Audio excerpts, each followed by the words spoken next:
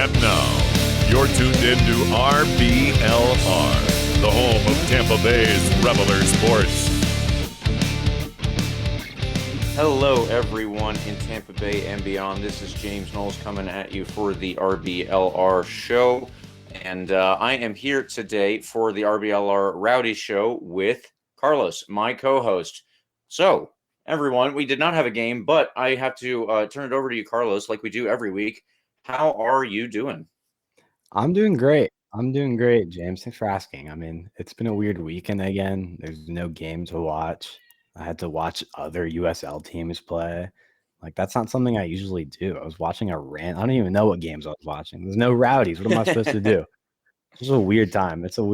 But 2 games coming up this week. It'll be a great time. We'll be touching on those in a little bit. James, how are you doing? Yeah, I'm doing all right. It was a good weekend. Obviously, it was a long weekend, so that means it was pretty good. And I am happy for this upcoming week because we have, as you said, 2 games to preview. There is one on Wednesday, and then there is one again on Saturday, which I'll be going to. So there's all sorts of stuff to talk about, even if we don't have a game from last week. Just to let everybody know, on Wednesday, the Rowdies will be away to FC Tulsa. And then on Saturday night, we host Louisville City, top of the East. So we have to keep an eye out for that. We will be doing our 2 previews and, of course, our predictions. And then there is a preview of a special episode that we have coming out for RBLR Rowdies. And that's where we will go for this evening. Before we get into that, please follow RBLR Sports on Instagram, Twitter, and Facebook. Obviously, like and subscribe to our podcast on all major podcast platforms. We are at RBLR Sports. And there's one more piece of news before we get into our previews. Carlos, I believe that the Rowdies fans might have some new players to follow. You would be believing correctly. Thomas Van Kazel comes to us from Birmingham Legion. A great piece to add to our back line. A great center back, and definitely will be a valuable piece going forward. In addition to Devin Armstrong, who signed a USL Academy contract with the Rowdies. That makes him the 3rd player to sign a USL Academy contract with the team this season. Really cool stuff. He is committed to, I believe, Wake Forest, we said, to play soccer in college in the fall. So really good opportunity for him. Really cool for local youth soccer to see that kind of pathway developing very concretely in our community. So congratulations to him. 2 really cool signings. But obviously we'll be focusing a little bit on Thomas Van Kazel and that signing going ahead and how that'll help us out in the back line, especially with these 2 really crucial games coming up this week. So yeah, James, do you want to go ahead and take it away as we kick it off with a look at our standings? Absolutely. So that is where we will start before we get into our previews here. And in the East, Louisville City, like I said, are currently leading with 27 points from 13 games played. Memphis are behind them with 25. Detroit City then have 24. Pittsburgh Riverhounds have 23. The Miami have 19. And then we also have 19. They are ahead of us, though, and they also have a game in hand. It should be noted as well that Indy 11 currently have 17 points, so they are behind us, but they can overtake us because they have a game in hand. Now, if you look out in the West, it is a little different, obviously. San Antonio lead with 27 points from 11 games played. Colorado Springs has fallen behind because they have had a break in their play due to COVID, I believe, and they sit on 24 points. Behind them, though, are San Diego and Phoenix, both on 21 points, and that is followed by New Mexico on 19 points. So now that that is out of the way, let us get into our preview here of the first of the 2 games that we have this week. The Rowdies are away off to FC Tulsa in Oklahoma. And Carlos, this is going to be a big game. There's a lot going on here for the Rowdies players to prepare for, obviously, and then there's the game right afterwards. So let's talk about Tulsa and what we're looking for. For sure. Big game, like you said. It's going to be a quick turnaround. That game will be on Wednesday. Then we'll be hosting Louisville at home on Saturday. But like you said, let's focus in on this game against Tulsa out in Oklahoma first. So quickly scouting Tulsa here. Tulsa sit in 9th place in the conference with 12 points from 12 games played. and they've only won 1 of their last 8 games. Obviously not in great form. They started off the season pretty well, and just haven't really found their footing after that. In the reverse fixture, we beat them back home in Outlang 3-1 back on April 16th with goals from Lewis Hilton, Kyle Gregg, and Dayon Harris actually got his first career goal that game. That was a really fun game. The boys played really well and matched up really well against Tulsa. I believe Tulsa's goal didn't come until the late 80th minute. I want to say like 85th minute. The Rowdies were thoroughly outplaying them that game. Really great matchup for the Rowdies. But obviously the challenge here comes with playing away. And just like last time, we'll need to keep our eyes focused on some of their key players. There's a great Salvadoran and Cuban contingent out there with Ronald Gomez, Joaquin Rivas, Jorge Corrales, and Dario Suarez. Some of these guys were even in World Cup qualifying. So really quality players that we're going to have to keep an eye on. And our back line will have to be very vigilant about that. Like we've touched on in the past when we're talking about Tulsa, Tulsa does not really need a lot of space or even possession to create dangerous opportunities. If we look back to their last game, which was actually against Louisville, they really weren't creating anything in the first half. And then all of a sudden they had a free kick from their own goalie box, from their own 18. And their keeper just sent a ball up to midfield where JJ Williams simply flicked the ball on with his head, where he found Brian Brown streaking right through the Louisville back line, where he finished the one-on-one opportunity with Louisville goalie Kyle Morton. Really just, they're good at creating chances out of nothing. So the back line is going to have to be very vigilant about that. I think the Van Kazel signing will be fantastic for that. He's a really dynamic piece back there. And I think he'll be able to keep up well with the quick Tulsa attack. So yeah, that last game against Louisville, they took a 4-1 loss out there in Kentucky. But that should play to our favor, given the fact that they're going to have to be in a quick turnaround as well. They just played this past Saturday, and they'll be hosting us on Wednesday. Again, not in great form. I think we have a great chance to pull out a result here. And with the preparation time we've had, the Rowdies should be expecting something good. James, what are your thoughts about this game? What can we expect from the Rowdies? How do you think we match up?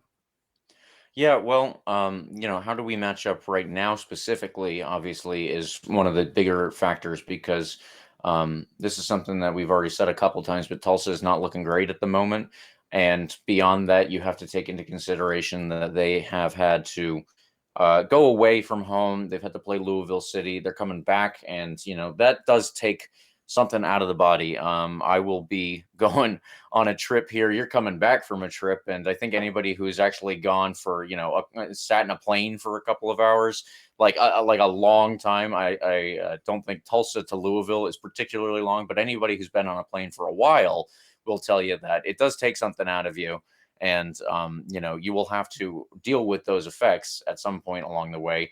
They obviously had to fly to Louisville and then back. So it'll take something out of them. They'll probably have similar to what the Rowdies did when we had that tough break or that tough month of April.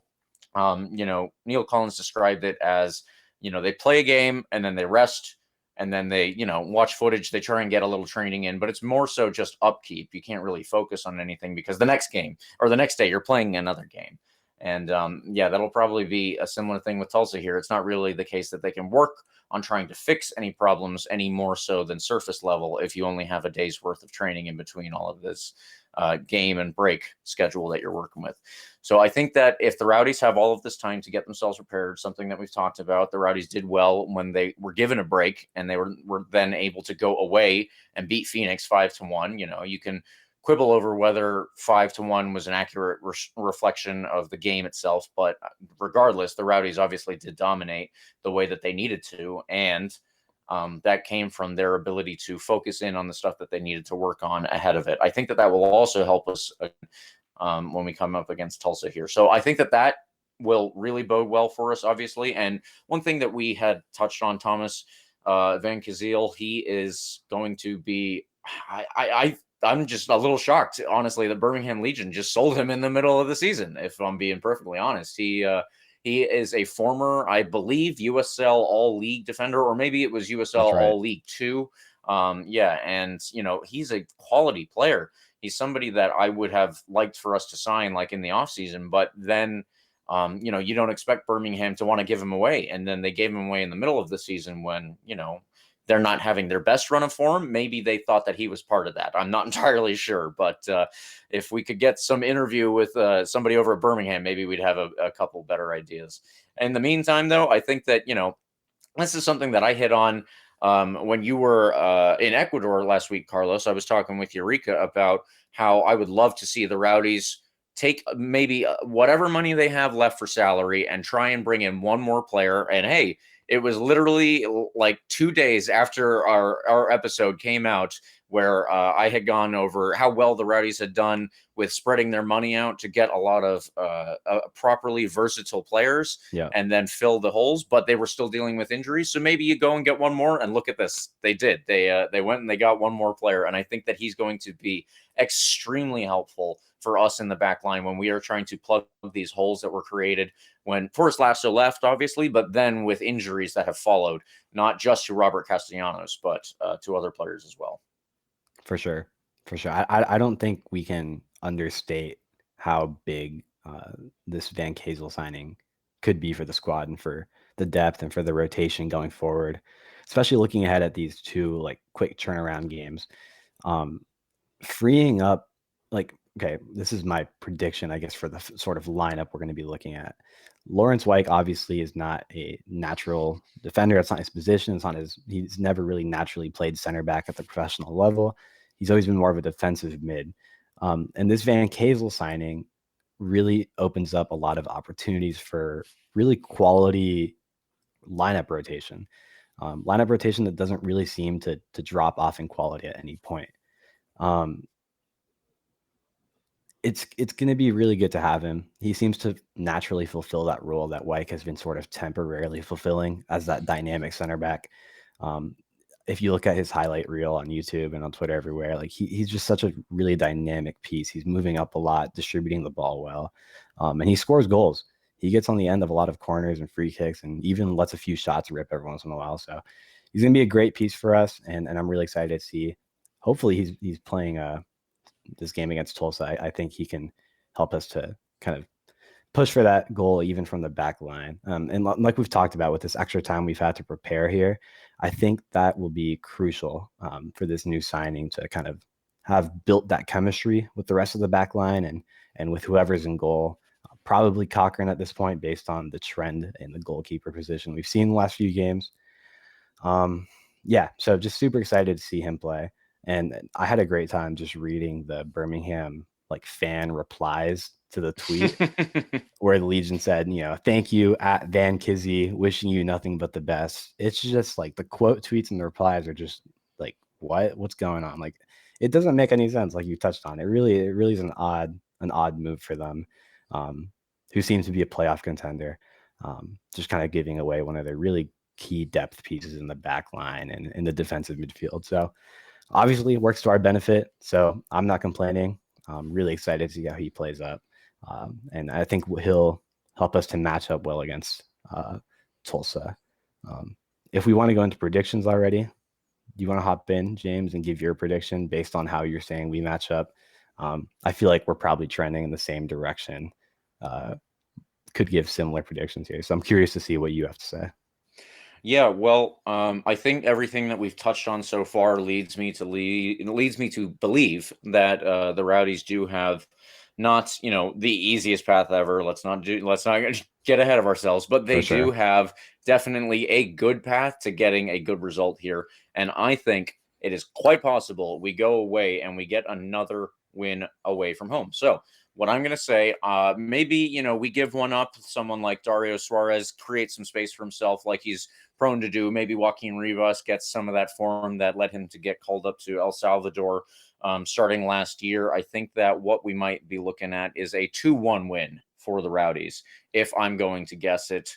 For our team and our results, I think that this is something we should definitely aim for, is getting 3 points here. It's a doable win, and you're going to want to rack up points whenever you can because of the bad stretch that we had in April that kind of left us, flagging in the playoff race. Of course. Yeah. Similarly, I'm taking a W here prediction. I'm going to go with a 1-0, a 1-0 win for the Rowdies out in Oklahoma on Wednesday. I think on paper and based on how we've played and how we played them last time, I think we pretty much outmatched them in most parts of the field. In that game against Louisville, I was watching the highlights and watching a lot of the tape from that game. They made a lot of silly mistakes defensively. Whether it was their center back, I forget his name. It was their left center back. He just underjumped a ball. Like he just totally misread where the ball was going, and it led to him actually having to track back and take a silly foul in the box, which gave Louisville a penalty and their first goal of that game, which would eventually lead them to their 4-1 win. They had some silly mistakes like in defending in transition where they took the ball from Louisville, but they took some weird deflections and gave it right back to the Louisville winger. They've lost their man a lot on the wing. They were struggling to mark that Louisville wing attack from the sides. I think that even if we don't play our best game, which is possible, having to go all the way out there to Oklahoma, I think it's very possible that we don't play 100%. Maybe we get too ahead of ourselves when we start thinking about that game against Louisville on Saturday. I think we can take a 1-0 win and come away with a result. Again, I'm expecting that we probably don't play our best game. It just kind of happens some of these away games, especially against teams that are kind of a little lower in the standings. Again, Tulsa's a good team. I don't expect them to the Rowdies to go out there and just expect a result. But I can see it psychologically affecting them. The trip out there, thinking about Louisville 2 days or 3 days, 4 days later. I'm going to take a 1-0 win. I think Van Kazel will help us to shore up that defense and stop any of those silly, just random, long ball counterattack goals that Tulsa could score. But again, I'm not saying that to minimize Tulsa. I think Tulsa is going to put up a really good fight this game. And I think they'll definitely come out looking to win off the bat at home against the Rowdies. Similarly to how we saw, that game against Phoenix, they could be looking at this game against us as a possible turnaround moment. They're at home, they're in a bad stretch, they're looking for a result. So they're going to be coming out and looking for that win. But I think we can come out victorious either way. James, anything else to touch on that Tulsa preview before we hop ahead and look at that big game against Louisville? Yeah, I think there's one more thing to note. Obviously, the new signing is going to help us in the back, but one other thing that might help us in the back, anyone who is familiar with Rowdy's Twitter will see that Connor Antley has returned to training recently. I don't know, to be fair, we have not been able to, have our pregame Zoom meeting with the team yet this week. So I don't know if Connor Antley is available to play. I assume that he will be soon if he's not against Tulsa.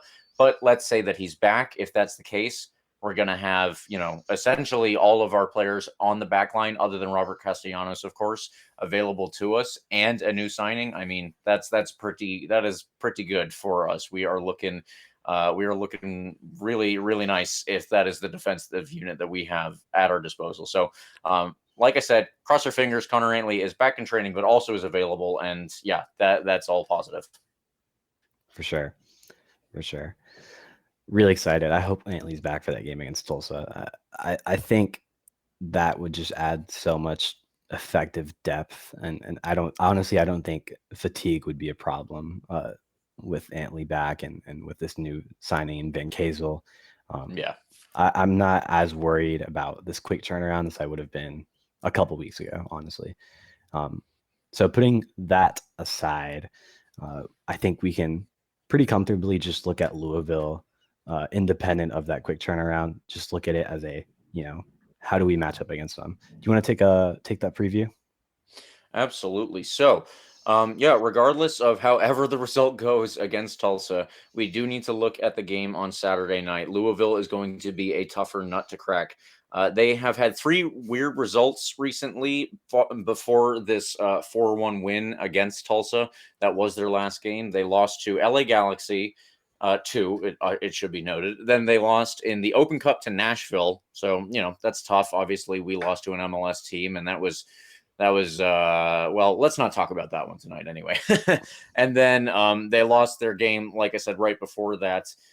Again, I believe it was Monterey Bay that beat them, and that is not a good team. That is a very weird result. So it's been, I guess, a fluky couple of weeks for Louisville, and I think that they're going to want to put some weird fluky results behind them and try and get a win on the road against what is obviously one of their bigger opponents in us, the Tampa Bay Rowdies. We are challenging them every year, at the last 2 years, in fact, for the Eastern Conference. So we have come out on top of both of those, once in Louisville and then once here in Tampa Bay. So I imagine that they're going to want a little bit of revenge. This might end up being an emotionally charged game. We do see that sometimes. And I think that we need to keep an eye out on all of those factors as well. Louisville have had a lot of success lately with Wilson Harris and Cameron Lancaster up top. Cameron Lancaster has just gotten back onto the scoring sheet this season. He did have a little bit of a spell where he was not. And in that time that he was not there to, pull Louisville into the winning category, Wilson Harris was the guy who was taken over to do that. He was actually scoring several of their goals in the early part of the season. He's a younger guy that I believe they signed from Sporting Kansas City. He came out of their academy and then was signed to a homegrown contract. Unfortunately didn't work out for him, but I guess that is to Louisville's benefit at the time being, because he is scoring in bunches. It should be noted as well, they most frequently play in a variation of a 4-2-3-1 formation. Obviously there will be nuance to that, and people will not be staying in stationary positions, as we have seen with every game that we have played against every team.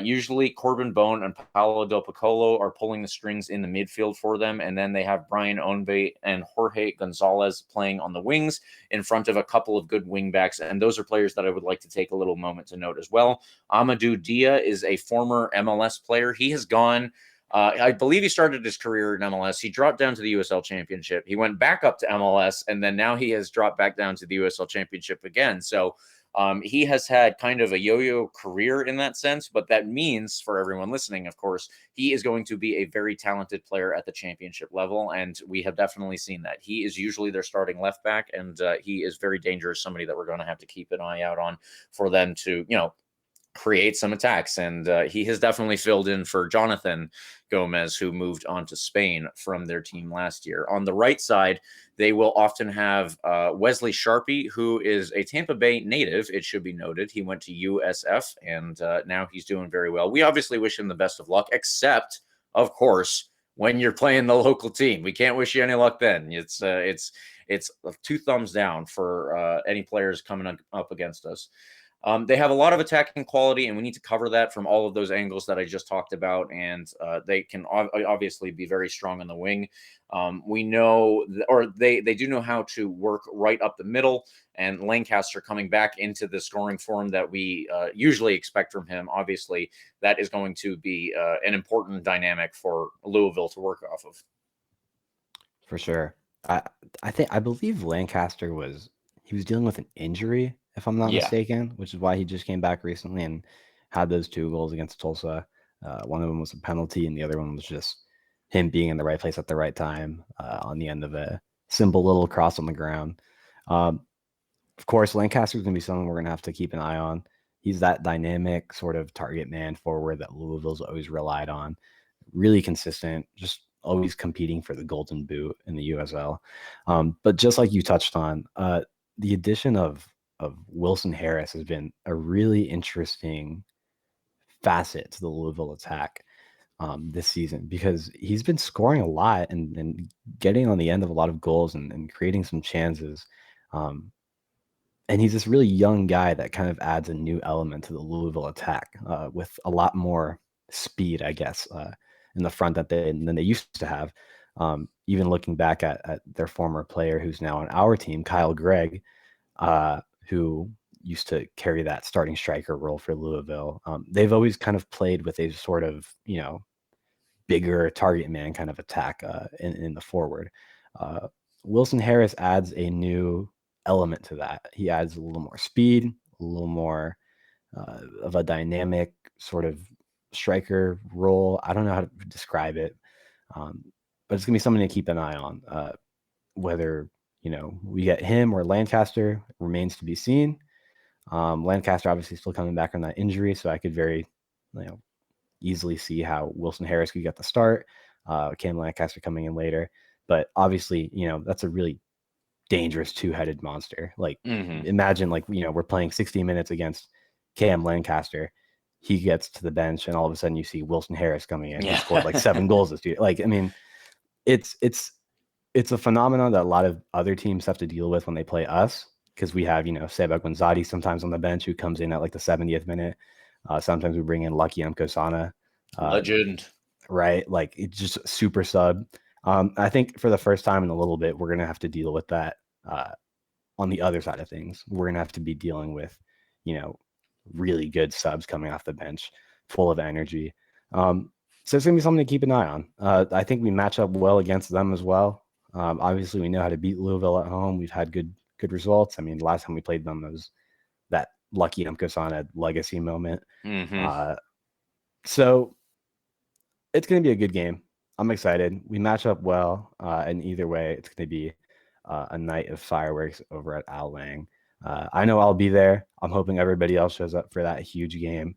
Excited. It's my first Rowdies game, since the end of the semester back home here. So it's really a great game to come back to. I mean, you can't really ask for anything better than two of the best teams in the conference matching up.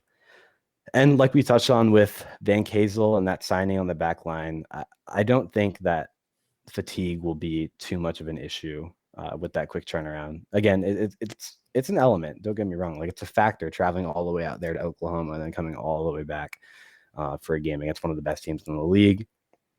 But that Van Kazel signing opens up a lot of opportunities with Wyke. Yeah, Wyke can come in off the bench. He can play in the midfield. Antley could possibly be back. He could play in the defense. He could come in as a sub for the defense. Like, there's just a lot that Neil Collins can work with. So I think we should be all right. And again, that's not to say that we should play like some sort of, like weaker quote unquote lineup against like Tulsa or anything. Like, we shouldn't take them for granted either. It's more to say that I think we can effectively rotate the squad these games without losing any quality. Obviously, we have, a plethora of strong attacking forces up top, with Lacava and Gonzati and Lucky Mkosana and Kyle Gregg. It's a really great problem to have that we don't know who to play.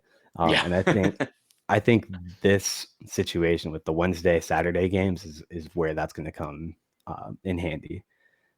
So we'll see how Neil Collins lines it up. We'll see where and when he decides to play some of his star forwards, star attackmen like Gonzati and Lacava. We'll see maybe Greg gets some starting minutes out in Tulsa. We'll have to see how it goes. But I'm excited. It's gonna be interesting. How do you think Coach Collins is gonna line up out in Tulsa versus Louisville? Because I've been thinking about that for a little bit now. James, do you have any ideas, or like, if you put yourself in the shoes of Coach Collins, how are you going to line up the boys in Tulsa versus Louisville? Well, I don't think, for one thing, that we'll see any rotation with the goalkeeping position. I think that right now, based on what happens, over the last month or so, there's probably a pretty locked up spot there. Things can change, obviously, and injuries will happen as well. That's something that needs to be taken into consideration in the future. But I think for the time being, at least, that spot is kind of locked down, and CJ Cochran has the key. I would say that CJ Cochran will definitely start, not only because he has been better recently, and that is just, unfortunate for Ryko, but obviously good for CJ Cochran and the Rowdies that he has been able to step up and step into this position. I think that possibly it will even be a little more interesting for him because he is obviously here on loan from OKC Energy while they are on hiatus this year. I don't know if there is a huge rivalry between Tulsa and Oklahoma City. If I had to guess, I would think that there is. So CJ Cochran might have that little note going on in the back of his head. In the back line, I will probably expect that Van Kazel will get some time in one of these games, possibly even as a starter. If I'm not mistaken, he was, only announced, I think, on Thursday of last week, while he had been training with the Rowdies at least a couple of days more than that, based on their pictures from social media. So I might have the timeline not exactly correct. If I am wrong, then I'm sure Neil Collins will come out and let me know when we actually do get to talk to him on the pregame press conference. But yeah, I think that we will probably see him start one of these games. I don't know which. It will probably, if I had to guess, be Louisville, just because he will need a little bit more time to gel. You get a little bit more time if you have a couple more days, even if you don't get to train all of those days. And there will be, hopefully, a couple other players coming back. So I would imagine Guillen, Antley, and Scarlett in the back for the first game, again, provided Antley is available. I'm hoping, and this is what I would imagine Neil will do based on what we have seen, that Jake Arman will be the left wing back so that Leo Fernandez can be pushed up. And then if I had to guess, it will be Sebastian Dalgard again at right wing back. In the midfield, I'm hoping that we can see the reprisal of a very good partnership in the midfield of Lewis Hilton and Lawrence Wyke. Everybody, I think, has enjoyed when they play together. And then up top, I would imagine, based on his success in this role and his ability to step in as, also a more of a number 10 midfielder and not just as a winger, I would expect that Leo Fernandez will stay up top in the role that he has played the last two games, with Jake LaCava on one wing and Steven Dos Santos in between them. And then, like you said, maybe we'll get a little bit of rotation for the game against Louisville. Possibly we will not. I would expect that if we do, Van Kazel will get some time, like I said, and maybe that will allow somebody else to step in. Maybe Connor Antley moves to right wing back, and Sebastian Dalgard will, maybe he moves to the left wing back, and Jake Arman moves into the midfield. You push Lawrence Wyke, back onto the back line or onto the bench. I'm not really sure which player, honestly. As you said, there are just so many options, and yeah, it's very interesting to see exactly what I'm going to see. I think that Sebastian Guenzati will probably continue to sit on the bench, which I don't love as a fan of Sebastian Guenzati. It's a very hard thing to say, but it's the same thing with every sport, and you just have to go with the hot hand. Right now, I think Jake LaCava is one of the hottest hands in this whole league. And then if you look at what Leo Fernandez has done the last two games, he's done very well in that attacking role, and Steven Dos Santos has facilitated all of that. So you have to take it into consideration, but you do obviously then get Sebastian Guenzati coming off the bench, and that is a very good option when, like you said, they have Wilson Harris coming off the bench. If Cameron Lancaster is their starter, we have Sebastian Guenzati coming off the bench, and there are not too many players in the history of the USL Championship that are going to be, more frightening for a defender coming off the bench. Yeah, I think this is going to be one of those situations where I think we could definitely see like Steven Dos Santos starting against Tulsa, and then Seba starting on Saturday against Louisville. Yeah. I think if I had to take a stab in the dark, I feel like that's the way it'll go, just because of the fatigue thing. Like Steven Dos Santos is just not really built to play like games like that in such a quick turnaround. He's not like the fastest guy, and I think that's kind of the point for his role. He's that big target man that helps facilitate those quick, interplay between Fernandez and LaCava. But I think that if I had to take a stab in the dark, we could see him get the start against Tulsa with Fernandez and LaCava, and then I think we could be looking at Sebastian Guenzati coming in and taking Steven's role or Steven's spot for that game against Louisville, at least a starting role. But I don't know. I mean, it's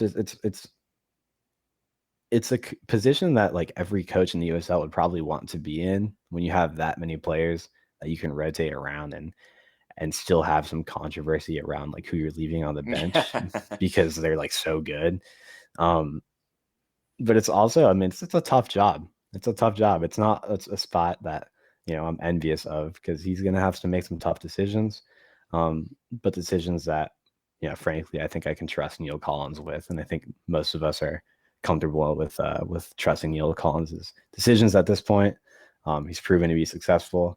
And this isn't his first, go at a quick turnaround of 2 games in the span of, 3 days. Yeah. So I'm confident that whatever lineup he goes with, it'll be, the strongest lineup he sees fit for that game.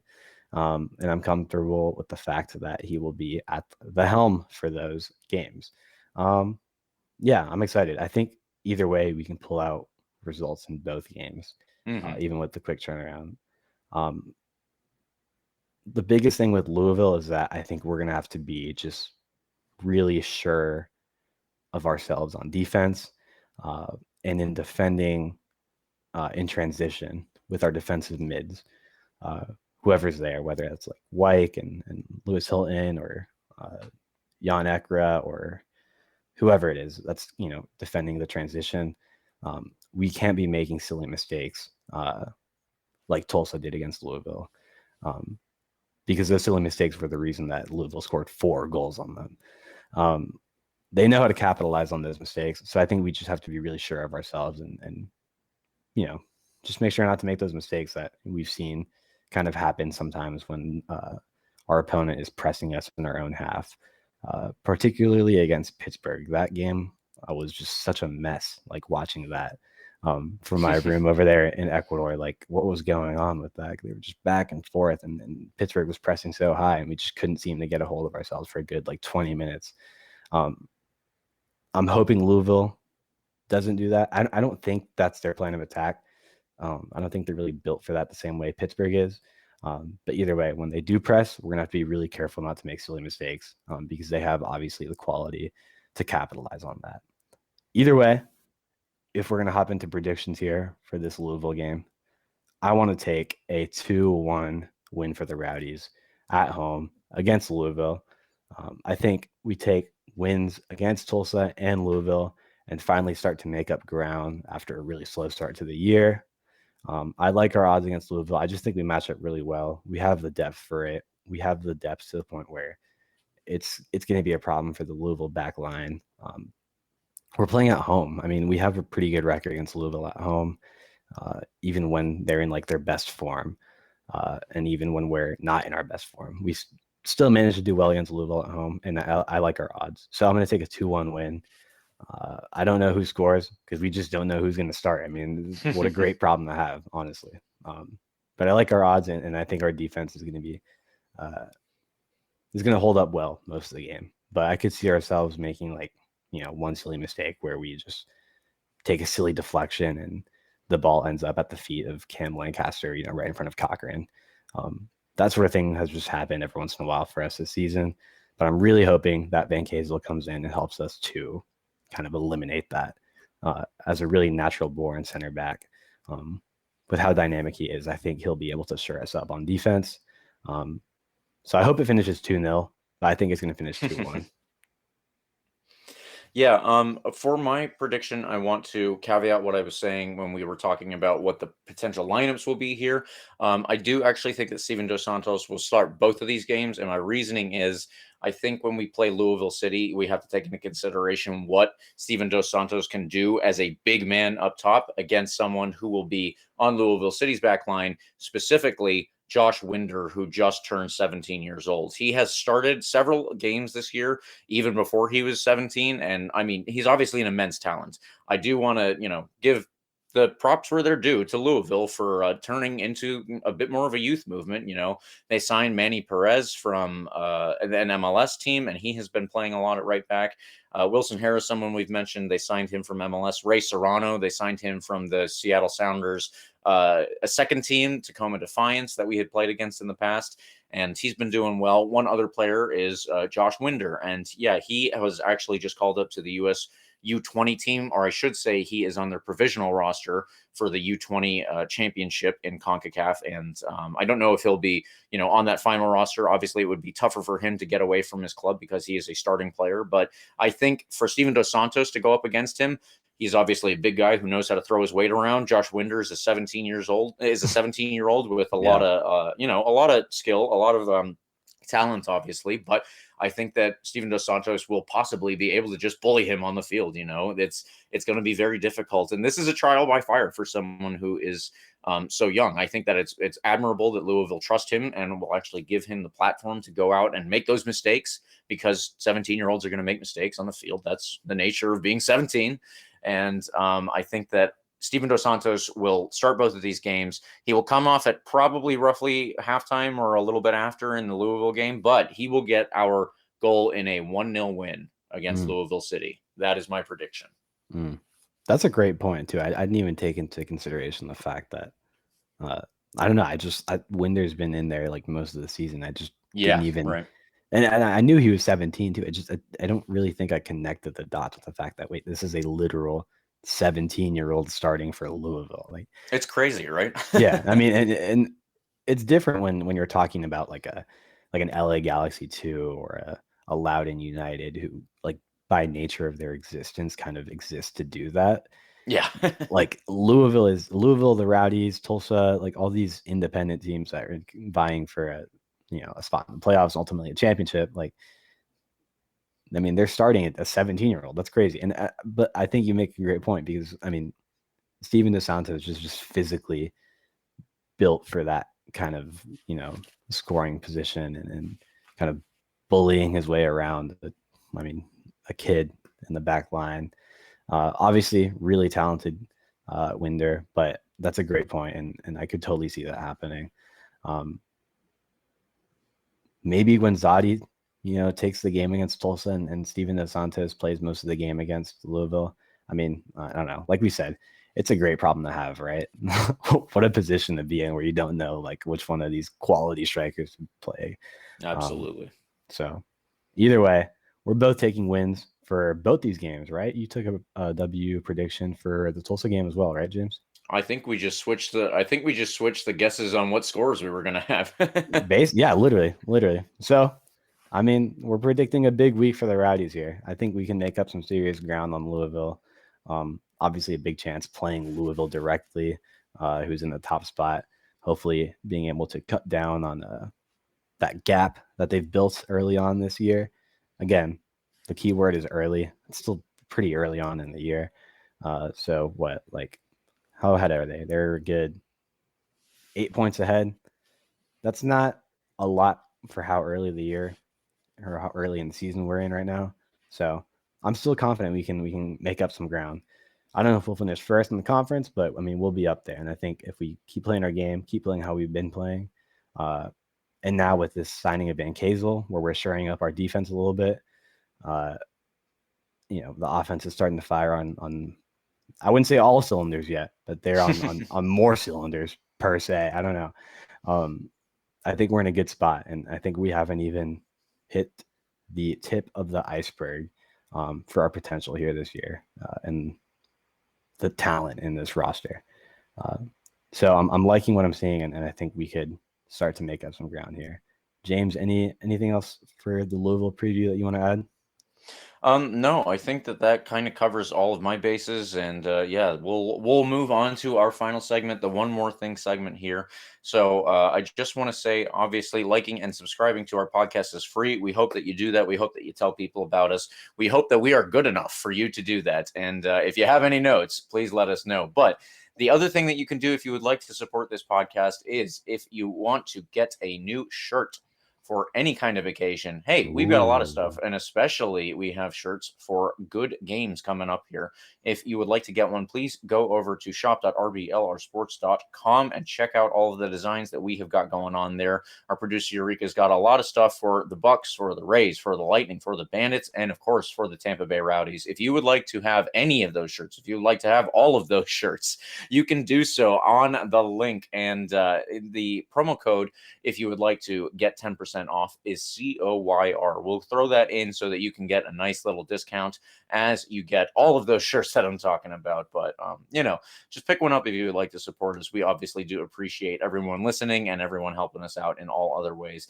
The one thing I do want to say about this game coming up against Louisville City: get out there to the field, get out to Al Lang and be there. I will be there. Carlos, you said you will be there after being up at college. And this is going to be a huge game. They need the crowd cheering them on to make sure that they have all of the motivation in the world to go out and beat Louisville. Of course, they're going to want to beat Louisville, but energy does matter, and energy comes from how many people can be yelling in the stands. So make sure that you are one of them.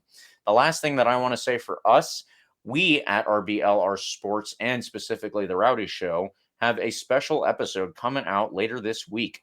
I am a subscriber to Soccer America. For anyone who doesn't know, that is a magazine from I don't know, several. It's decades old at this point, but they have had a series recently of a lot of players from the first part of MLS, let's say MLS 1.0, MLS 2.0 even, who have recently retired and moved into the coaching arena. So they interviewed Brian Johnson, who is the club director at Tampa Bay United, which is one of the Rowdies, feeder teams effectively at the youth level.